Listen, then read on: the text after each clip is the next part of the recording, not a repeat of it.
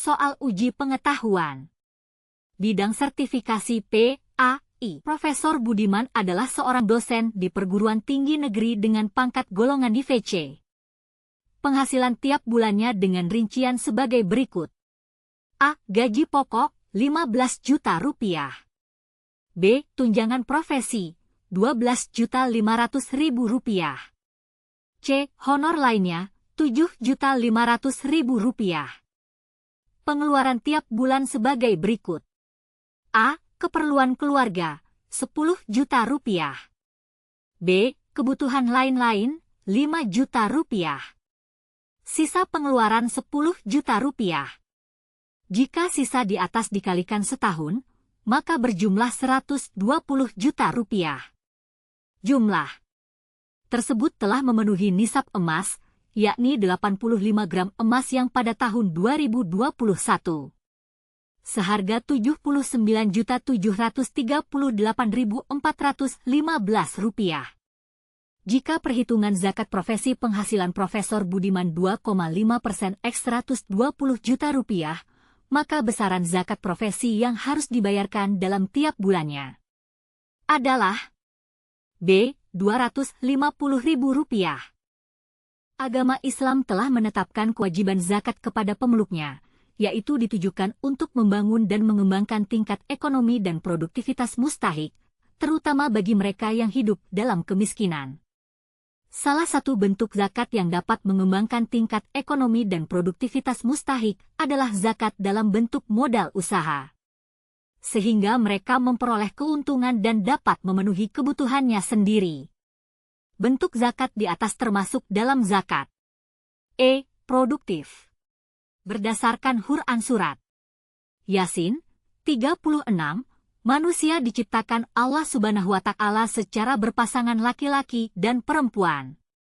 Oleh karena itu manusia disyariatkan untuk menjalin hubungan yang mulia dengan pasangannya, mengembangkan keturunan, menegakkan hak dan kewajiban antara keduanya, serta menjaga harkat dan martabat mereka. Untuk itulah Allah menurunkan syariat tentang pernikahan. Berdasarkan narasi tersebut, dapat disimpulkan bahwa hukum dasar nikah adalah sunnah. Di suatu daerah terdapat tradisi yang membolehkan seorang laki-laki beristri lebih dari satu. Berbagai alasan dikemukakan, antara lain karena Islam tidak melarangnya, sesuai dengan fitrah manusia, dan daripada melakukan perbuatan zina. Berdasarkan tradisi poligami di atas, Mahmud Shaltut mengatakan bahwa laki-laki diperbolehkan beristri lebih dari satu dalam kondisi darurat, yaitu D. Istrinya dalam keadaan darurat karena tidak mampu memberikan keturunan dan mengizinkan suaminya beristri lagi.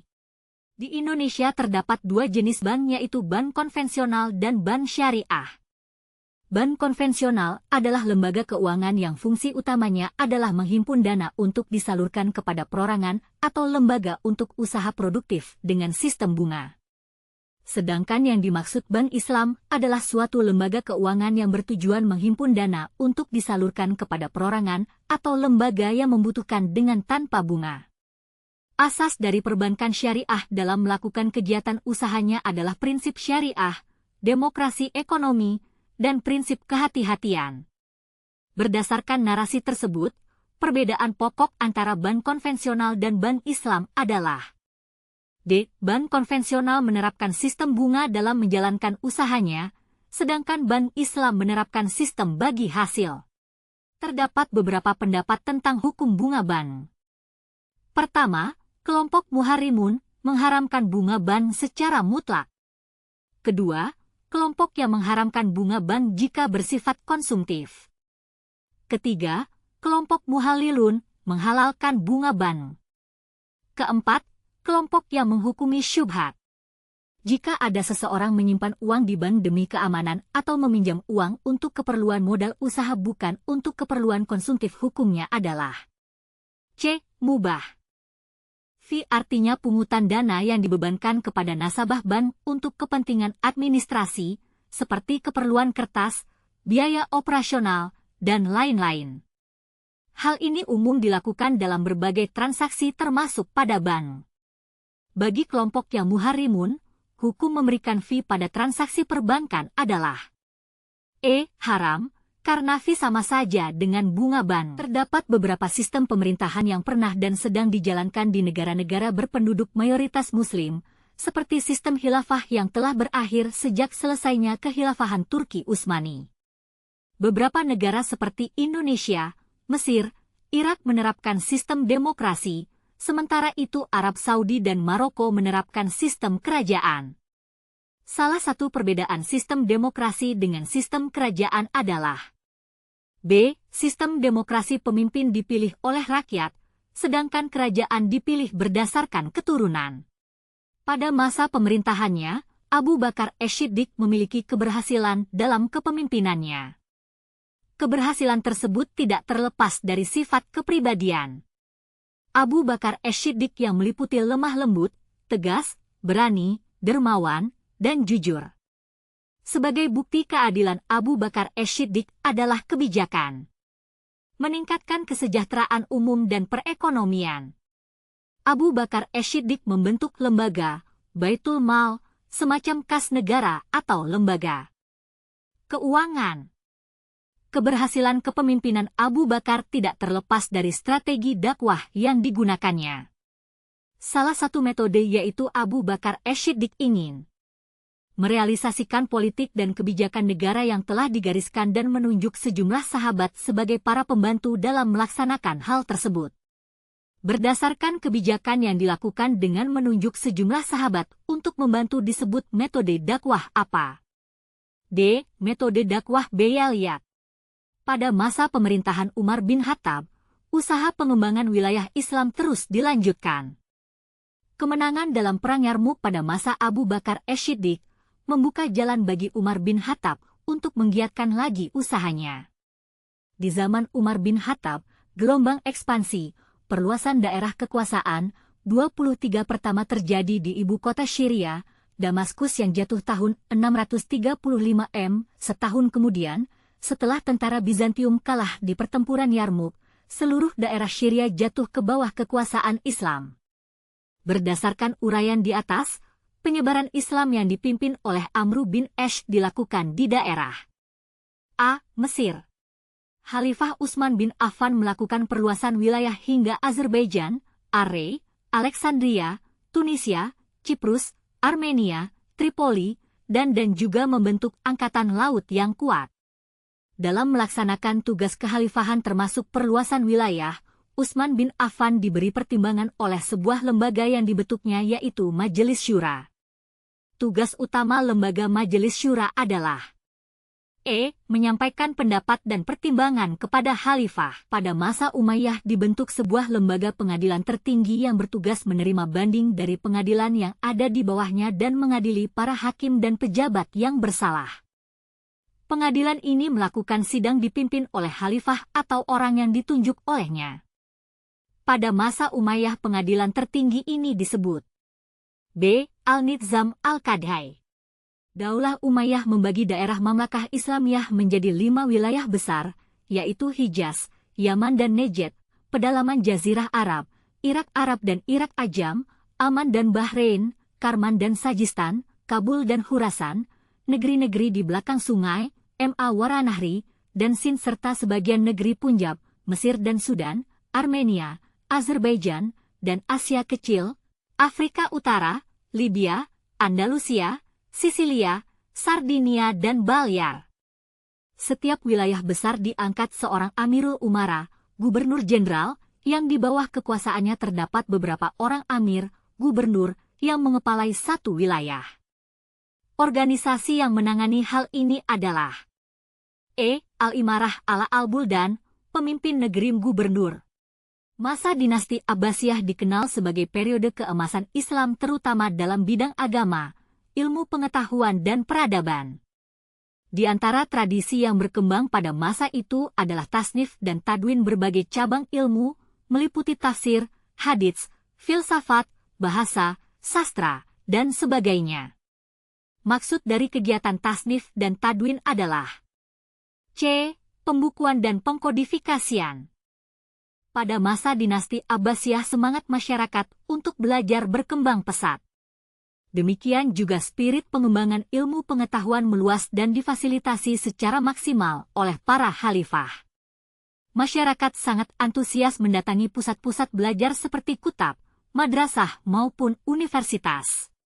Berbagai cabang ilmu pengetahuan dipelajari, baik ilmu agama, filsafat, astronomi, kedokteran, matematika, dan ilmu alam. Berdasarkan narasi di atas, kesimpulan yang kurang tepat adalah B. Masyarakat mendapatkan dana pendidikan cukup besar.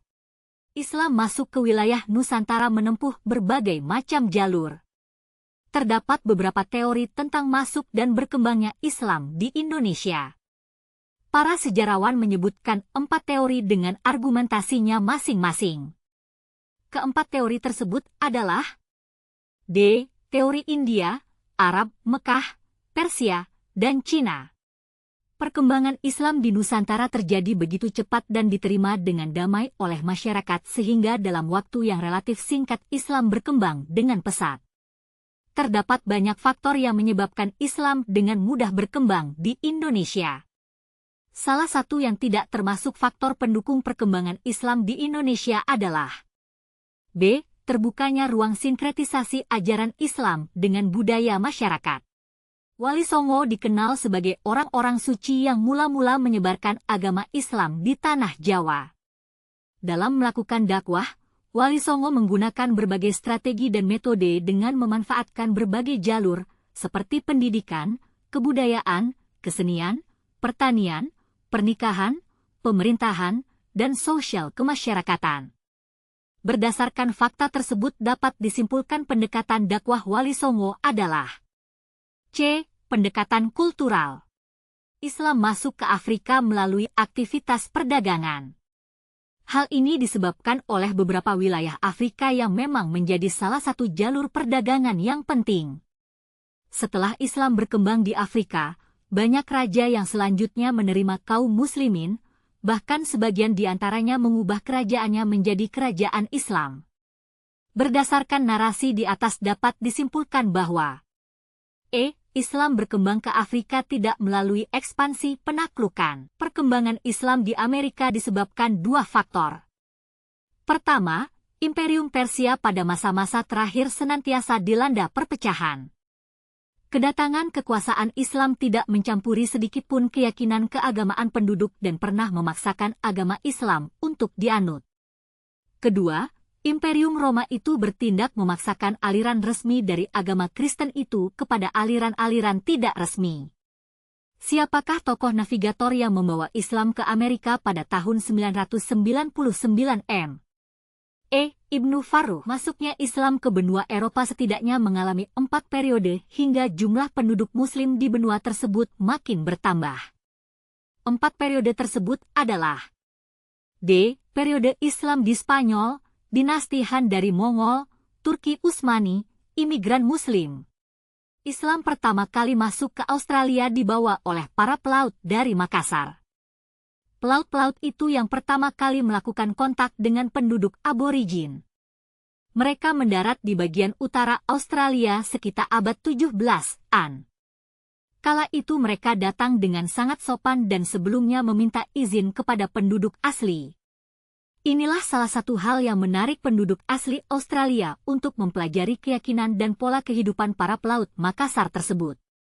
Berdasarkan narasi tersebut dapat disimpulkan bahwa masyarakat asli Australia menerima Islam karena perilaku mulia yang ditunjukkan para pelaut Makassar saat berinteraksi. Akhlak merupakan salah satu realisasi tauhid. Seorang yang bertauhid dan baik akhlaknya berarti ia adalah sebaik-baik manusia. Semakin sempurna tauhid seseorang, maka semakin baik akhlaknya. Sebaliknya, jika seseorang memiliki akhlak yang buruk, maka berarti tauhidnya lemah. Pernyataan di atas menunjukkan bahwa D. Tauhid adalah keyakinan, sedangkan akhlak adalah perilaku.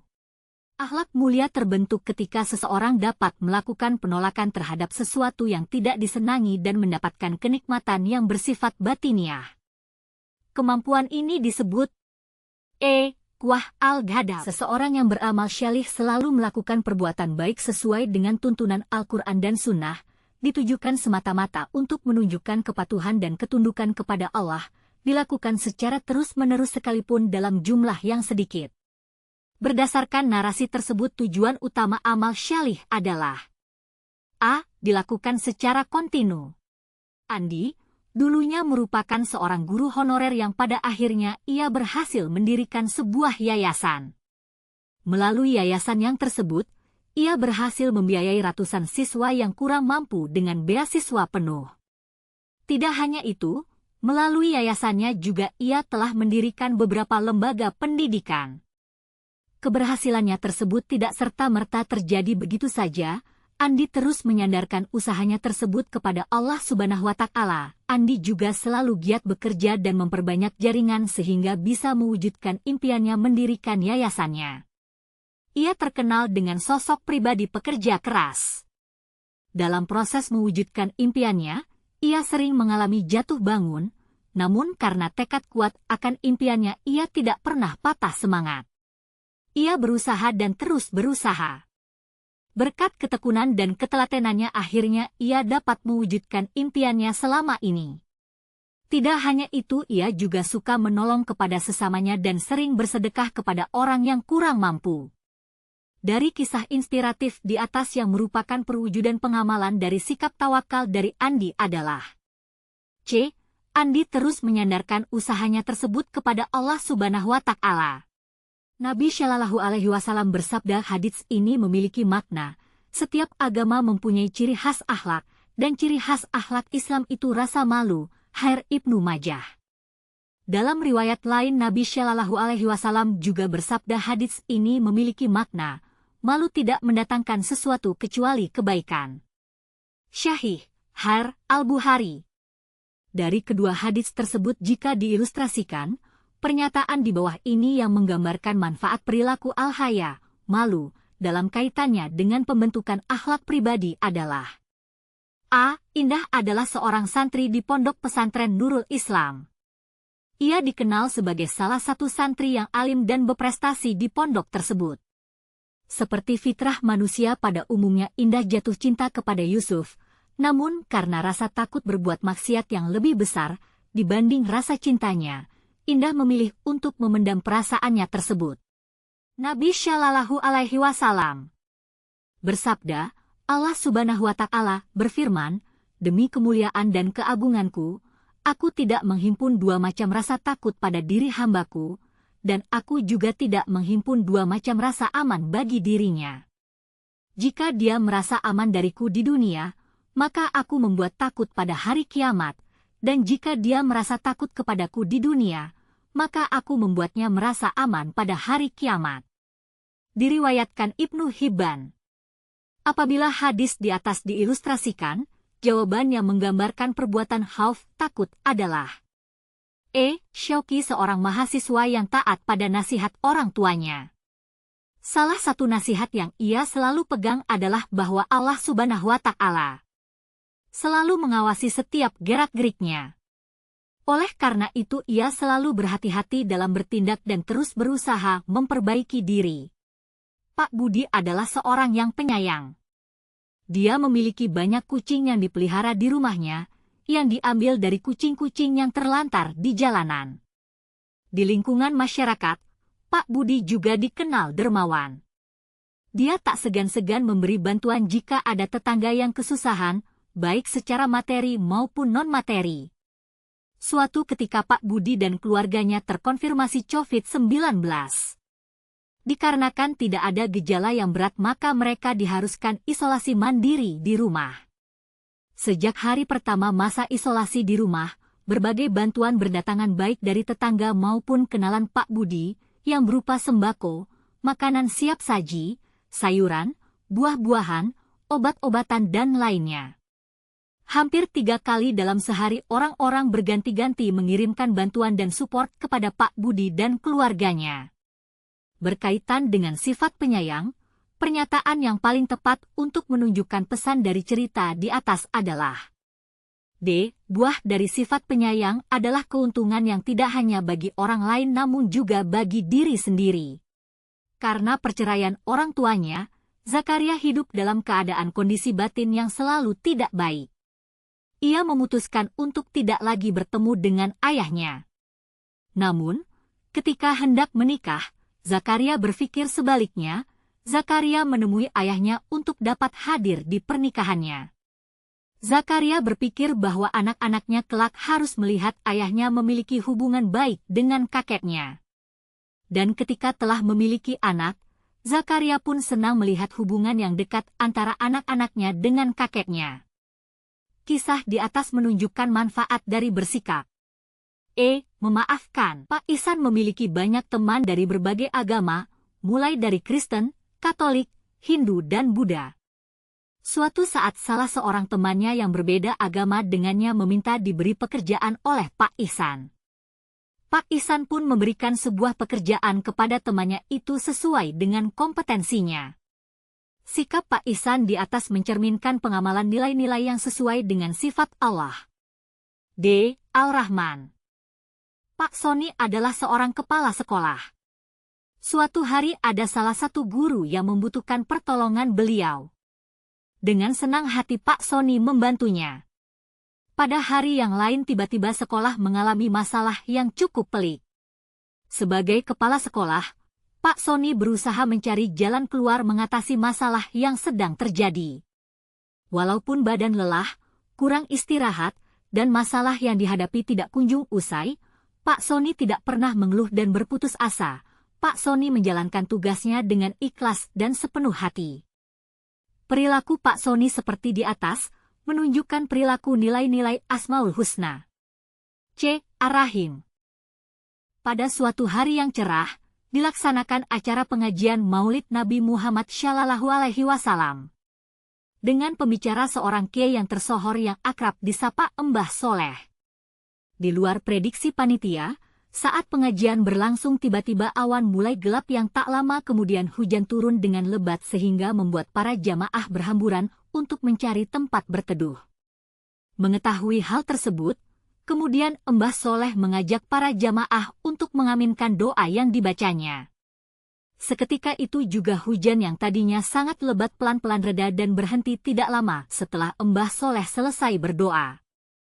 Peristiwa seperti diuraikan pada kisah di atas dapat diidentifikasi sebagai Maunah. Pak Sony adalah seorang kepala sekolah. Suatu hari ada salah satu guru yang membutuhkan pertolongan beliau. Dengan senang hati Pak Sony membantunya. Pada hari yang lain tiba-tiba sekolah mengalami masalah yang cukup pelik. Sebagai kepala sekolah, Pak Sony berusaha mencari jalan keluar mengatasi masalah yang sedang terjadi. Walaupun badan lelah, kurang istirahat, dan masalah yang dihadapi tidak kunjung usai, Pak Sony tidak pernah mengeluh dan berputus asa. Pak Sony menjalankan tugasnya dengan ikhlas dan sepenuh hati. Perilaku Pak Sony seperti di atas, menunjukkan perilaku nilai-nilai Asmaul Husna. Ar-Rahim. Sihir telah ada pada budaya masyarakat zaman lampau. Praktik sihir pun pernah marak pada masa Arab Jahiliyah. Para tukang sihir masih ditemukan bahkan saat kenabian. Rasulullah Shallallahu Alaihi Wasallam juga pernah diserang tukang sihir. Dalam hadis riwayat Imam Ahmad disebutkan, Zaid bin Arqam pernah mengisahkan jika seorang lelaki Yahudi menyihir Nabi Shallallahu Alaihi Wasallam. Nabi pun mengeluh sakit beberapa hari. Kemudian, Jibril mendatangi Nabi dan berkata, seorang Yahudi telah menyihirmu. Dia membuat buhul di sumur ini. Utuslah seseorang untuk mendatangi sumur itu dan mengambilnya. Rasulullah pun mengutus seorang untuk mengeluarkan buhul itu.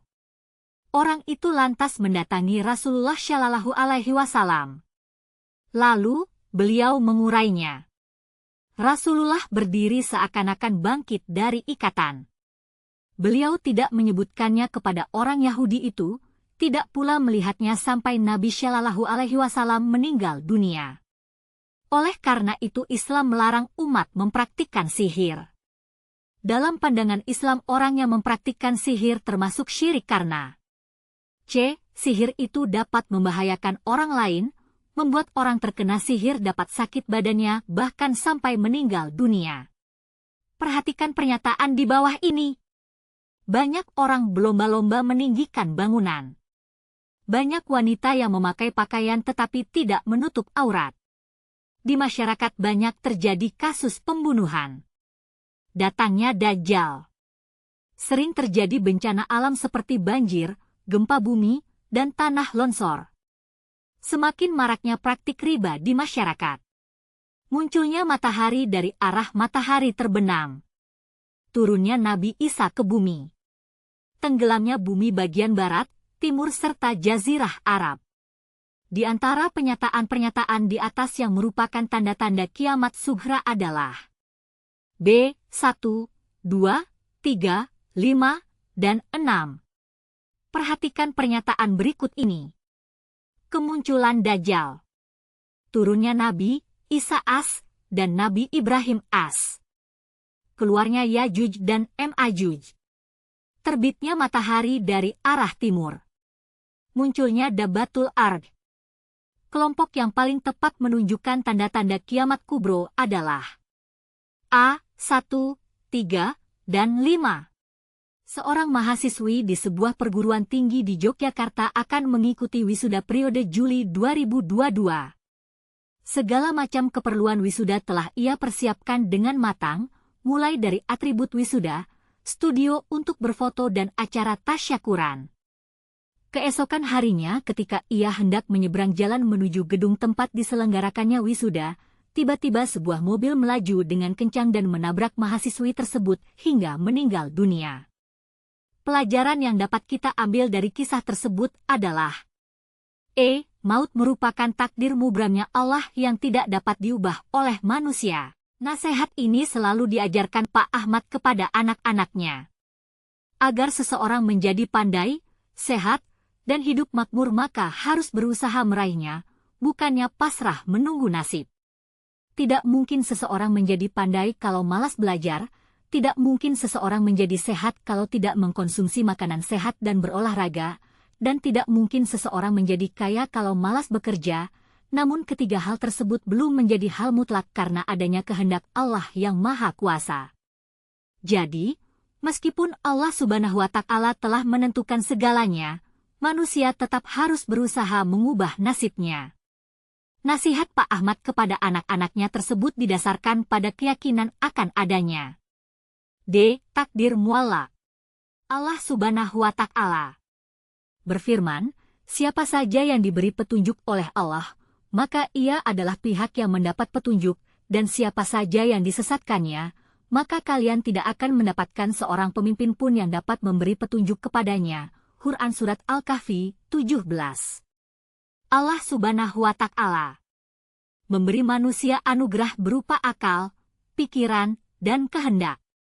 Selain itu, Allah Subhanahu wa Ta'ala juga memberi dua petunjuk.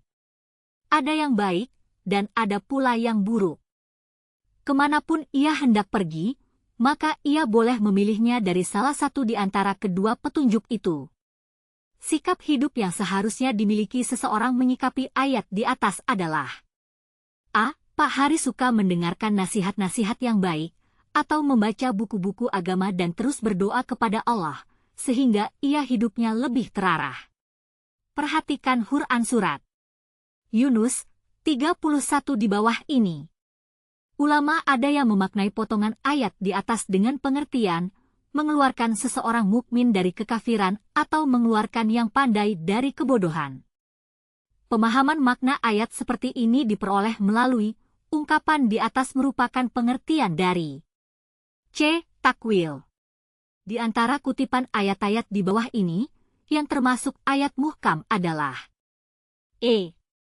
Perhatikan ayat dalam Quran Surat Al-Baqarah ayat 43, yang artinya, dan dirikanlah solat, tunaikan zakat dan rukuklah bersama orang-orang yang ruku. Quran Surat Al-Baqarah 43. Ayat tersebut bersifat global yang menjelaskan tentang perintah solat. Kemudian ayat tersebut ditafsirkan dengan hadits Nabi yang artinya, salatlah sebagaimana kalian melihat aku solat, Maka apabila telah tiba waktu salat hendaklah salah seorang di antara kalian mengumandangkan azan dan orang yang lebih tua di antara kalian menjadi imam. Bukhari. Cara penafsiran tersebut adalah contoh dari pendekatan penafsiran tafsir B. Al-Raye. Apakah kesimpulan ini benar?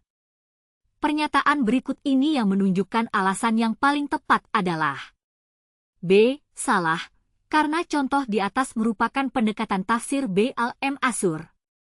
Kegiatan penafsiran Al-Quran dilakukan guna menjelaskan maksud dan kandungan dari Al-Quran. Dibutuhkan metode dalam menjelaskan ayat-ayat yang ditafsirkan. Terdapat beberapa macam metode penafsiran yang dilakukan oleh para mufasir, yaitu metode penafsiran tahlili, metode penafsiran ijmali, metode penafsiran muqaran, dan metode penafsiran maudhui. Dua di antara keempat metode tersebut, metode penafsiran yang dilakukan dengan cara menjelaskan makna secara global dan menjelaskan makna berdasarkan tema-tema tertentu adalah D. Ijmali dan maudhui. Perhatikan ragam kitab tafsir berikut. Kitab tafsir Jalalain karya Jalal al-Din al-Suyuti dan Jalal al-Din al-Mahali. Kitab Al-Bayan fi Aqsam Al-Quran karya Ibn Al-Qayyim Al-Jauziyah. Kitab Tafsir Al-Quran Al-Adim oleh Muhammad Farid Wajdi. Kitab Majas Al-Quran karangan Abu Ubaidah Ibn Al-Mufti. Kitab Mufradat Al-Quran oleh Al-Ragib Al-Isfahani. 3 jenis tafsir maudhui ditunjukkan oleh nomor D, 2, 4, dan 5.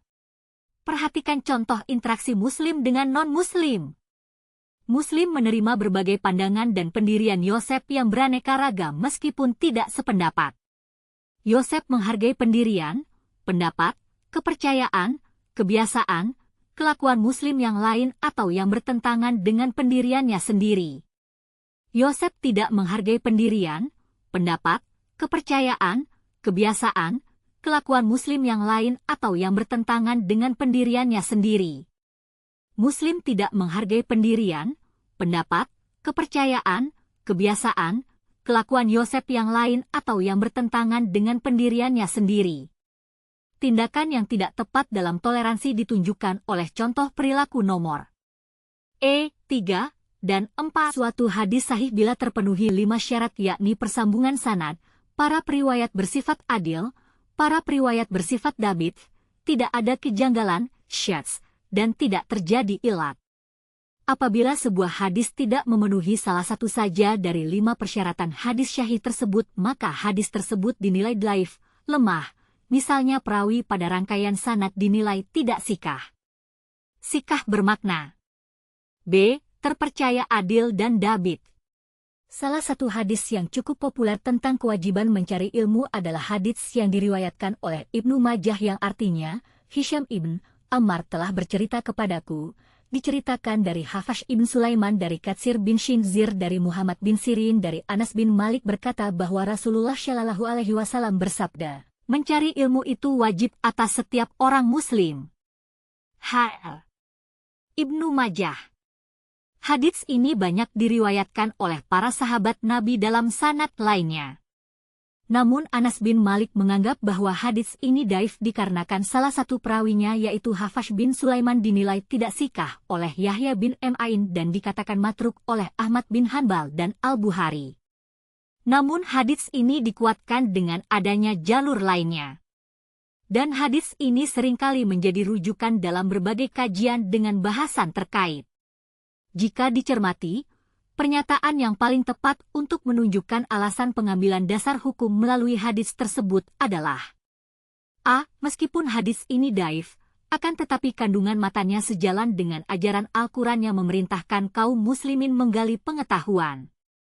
Perhatikan hadis yang diriwayatkan Abu Dawud di bawah ini. Berdasarkan kandungan hadis tersebut, terdapat beberapa keutamaan orang yang mencari ilmu. Pernyataan yang kurang tepat di bawah ini adalah E. Diridai oleh para malaikat dan para nabi. Perhatikan hadits yang diriwayatkan oleh Bukhari, yang artinya, Rasulullah Shallallahu Alaihi Wasallam bersabda, jauhilah 7 dosa besar yang membinasakan. Para sahabat bertanya, apa dosa-dosa itu?